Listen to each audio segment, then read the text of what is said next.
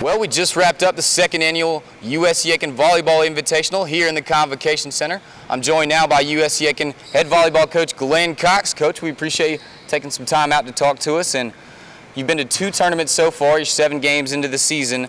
What have you seen from your team that you're pleased with, and what have you seen that you'd really like the team to work on?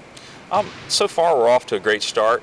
I feel like we've really been able to see what we need to work on through the few losses that we've had. The 2 Florida teams were good, solid teams that just didn't make a lot of mistakes and played the game as cleanly as you need to play to be successful.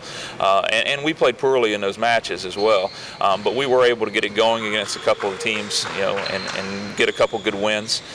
This past weekend, the Catawba win was a really good win for us because that was one of the top teams in the region last year. That team actually played in the match to get to the Elite 8 last year in the national tournament, and they're going to be one of the top teams in the SAC. So I mean, for us to get it going and click and fire on all cylinders and be able to get it done was very good for us to get going. I feel like we're right there. We're making strides, and everybody's starting to learn to play together and get the timing worked out. Now, you've got a very young team with a couple seniors and upperclassmen mixed in there. But how beneficial is it to play in those preseason tournaments before, not preseason, but before you open up the conference schedule? How important is that to sort of see what you have on the floor in game action? Oh, it's very important. It allows us to put together a lot of different lineups. And we really don't have a set starting lineup. We've mixed up, we've got a lot of depth and a lot of positions this year. It's just something that we didn't have in the past. And, it allows us to try out some different lineups and see where the chemistry is going to happen.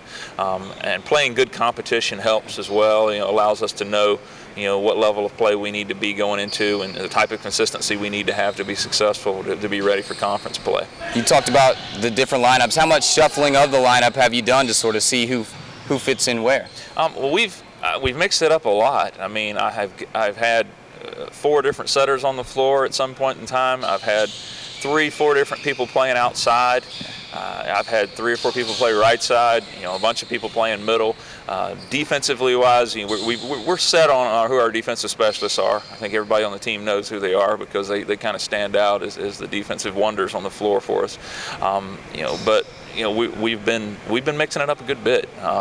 We've gone from a 6-2 offense that we ran for most of the West Georgia tournament. We had one injury to a key outside and made a little switch to a 5-1 where we have a 1-setter running offense all the way around.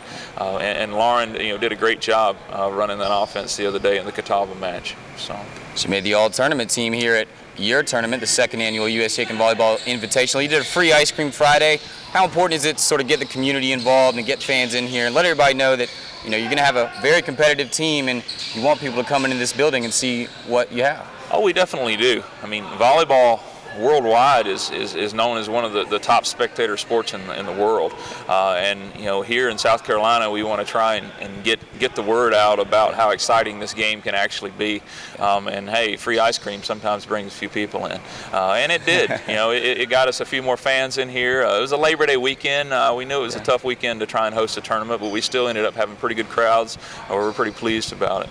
Now, you brought in teams from all over Florida, and this sort of played some out-of-region games. How does that set you up to go into the Peach Belt schedule? Oh, very well, because I think the level of play that we saw. Catawba will be one of the, I'm just sure they'll be one of the top 2 or 3 teams in that conference with Wingate and some of the other squads in that whole conference. They'll be the top teams in that conference, and for us to be able to match up and play well against them, lets us know that we can be right there with some of the other teams in the Peach Belt. I feel like the Peach Belt this year is going to be really strong. It'd be a safe bet that we may have 4 or 5 teams that are in the top 6 in the region from the Peach Belt, because everybody has got a lot of depth and there's just a lot of talent on the rosters, and it's going to be kind of any given day type feel going into play, home and away matches with everybody in the Peach Belt. So you're 7 games into the season so far, getting ready to head to the Limestone Invitational. Who are the players that have really stood out for you so far that you're most impressed with on your squad? Well, my senior setters have been doing a good job. Whitney and Lauren are doing a super job running the offense. When we run a 6-2, when we ran a 5-1, we went with Lauren. Lauren did a great job this past summer. Really set the tone as far as working out and coming in just tremendous shape. Speed-wise, she's one of the fastest setters that I've had to work with, and just doing a great job getting her feet to the ball and running the offense. Our two freshmen have kind of stepped up the seniors' defense. The two freshmen are great defensively, and their location is coming along with Ashley Farwell and Alex Peacock. But their defensive abilities are so good that they really made the seniors, which was one of their weaknesses, was defense, really step up. And that's what everybody's been doing on the roster in every position is everybody's got somebody pushing them. So that competition in practice, no spots guaranteed, how beneficial is that for you to see people pretty much going at it, playing for a starting spot? Oh, it's great to see. Whenever I put lineups together in practice going against each other, we really have just super close matches. I feel like some of our best matches that we'll have this year can be in practice, and that's a good thing. That just allows you to do things. We've got a couple other people that are really stepping it up. Freshman Shannon Byers was one of our the first our player of the week, first ever U.S. Yankton student athlete of the week. Had a really good week at West Georgia, and is one of those players that's just good all around. Great passer, great defender. Good offensive. Just a cannon of an arm swing. She's doing a great job for us on the outside.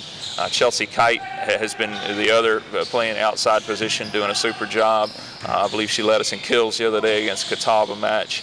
In the middle, we've got Jessica Loper, who is, really is one of the biggest blockers in Division II. Well over 6 feet tall. She's definitely, and long arms, and has really worked and increased her vertical over the summer. She's going to be an offensive and defensive threat for us at the net. Lindsay Mortensen, a freshman, is coming in and is one of the top, hitting percentage players in the conference right now, according to the conference statistics. And I expect her to really start to click a little bit more with the setters and do a good job. On the right side, we've had, between Susan McClary, Megan Disney have been battling for time. Doing key players on the right side for us right now, putting up a good solid right side block, doing a good job. Defensively, Sam Lou Crowley's been our libero all season so far, and it's just, she's a cat, and just will not let the ball hit the ground in the back court. And Katie Alvarez is playing DS in the back row, doing a good job for us as well. So it's nice to have a little depth this year and have everybody working hard for positions. Big things to come. You heard it here first. Head U.S. Yankton volleyball coach Glenn Cox. We appreciate you joining us here on Inside Pacer Athletics. You can always go to www.pacersports.com for the most up-to-date information on U.S. Yankton athletics. I'm Brendan Robertson for head coach Glenn Cox. We'll see you next time on Inside Pacer Athletics.